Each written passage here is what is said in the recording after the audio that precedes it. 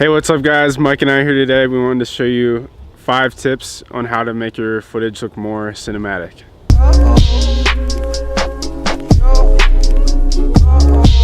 The first tip that we have is one of the easiest ones, and that's to color grade your footage. An easy way to do this at the beginning is just to search up LUTs online, or if you have a favorite photographer on Instagram, they usually have LUTs available that you can purchase. We would suggest getting one of those LUTs and then tweaking it to how you would like to see it. The rule of thumb with this is never to overdo it. Usually simpler is much better in this case because you don't want to make it look too crazy.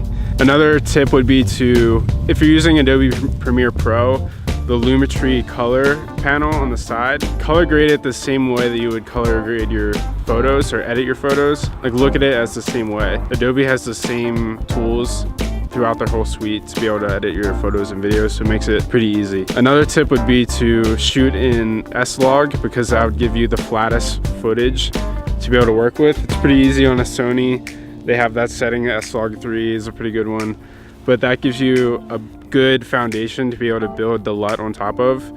And also, you want to make sure that your footage is exposed properly when you put the LUT on, or else it's going to look different than what you would expect. So the next step, probably easier than the first one, and these are just adding these really simple black bars on your footage. If you pay attention to movies that you like to watch, they'll have these really subtle black bars at the top and bottom of your footage, the way that the shot is cropped. You can get these bars just by looking up on Google, like a letterbox or black bars. Go to the images, save one of them, and then just drop it over your footage. With these, it's also important that you don't want to overdo it. So sometimes the bars will be too big and it'll be like the majority of your shot. It's one of those subtle little things that really makes a difference and is really easy to do. Another tip that's important to remember is, well, at least for me, I like to put my bars on at the very end of my video. It's possible to color grade over the black bars, and that doesn't look good. So you want to make sure that you put the bars on after you color grade your footage, so you're not color grading the bars. Another tip that we have is camera movement, and we're talking about how you hold the camera, how you move the camera, all that stuff. Something that I like to do is put my strap around my neck and really pull it tight, and I put my hand on the focus ring, the aperture ring, or whatever it is on your lens, and pull it really tight so there's tension here. You want to be shifting your weight from your feet. So if you're going left to right, you want to be starting over here and go like that and keep it really smooth. Another thing is, some people have the misconception that you need to grip your camera super tight in order to have a stable shot, but that actually works opposite, because when you're gripping it really tight, your camera's going to pick up every minuscule amount of movement in it. You want to just lightly hold your camera and just ease into everything that you do.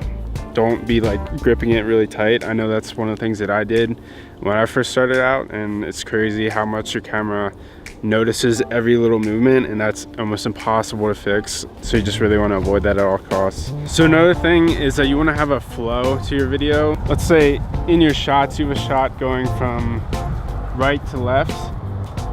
You don't want the next shot in your video to be going from left to right. You want to have a nice, if you go right to left of a scenery, you want to have another right to left shot, and then maybe that one goes into a right to left to forward, and then from that point you keep going forward. You want to take your viewer on a journey in a way, not just be throwing clips around and having them go all different directions. It's one of those things that you might not notice, especially if you're not into videography. The viewer might not notice it, but it's something that they notice almost subconsciously. It just, something feels off. So you want to have it feel as natural in the movement as possible. So the next step kind of goes hand in hand with the last one, and that's to stabilize your shots. A couple things that really help with this is, one, if you shoot in slow motion, so 60 frames a second or 120 frames a second, when you slow down your shots, if it looks jittery at full speed, when you slow it down, that helps a little bit. So that's one thing that you can do. The most important thing that you can do when it comes to stabilizing your shots is film with a glide cam or a Ronin. But if you don't have one of those, there's a feature in Adobe Premiere called Warp Stabilizer. it can either make or break your video. When the shot is too shaky and you just slap warp stabilizer on it, the shot's gonna wobble. You gotta make sure that you stabilize your shot as much as you can before you put stabilizer on it. And if you notice wobbling with your warp stabilizer, it's better just not to have it. So one of the last tips that we have for you is to export your whole video in 24 frames per second or 23.97. The reason why 24 looks better is because there's 24 photos in each second, and as opposed to, like, let's say 60 photos in each second. So with 24 there's more motion blur, and with 60 there's less. So with 24 it really gives you that more cinematic feel. In the previous steps we were talking about shooting slow-mo in order to get smooth shots, and you didn't need to shoot in 60 or 120 in order to get that slow motion, but you need to remember to always export your video at 24 frames per second. So we put this step at the end because it's one of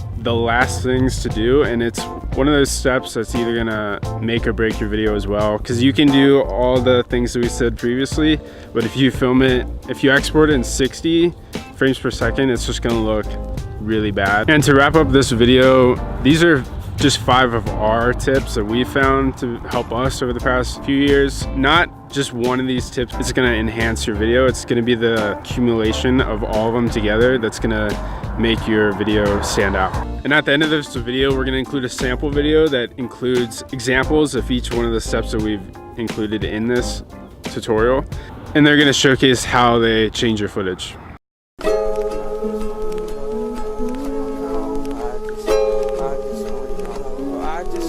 I just want you.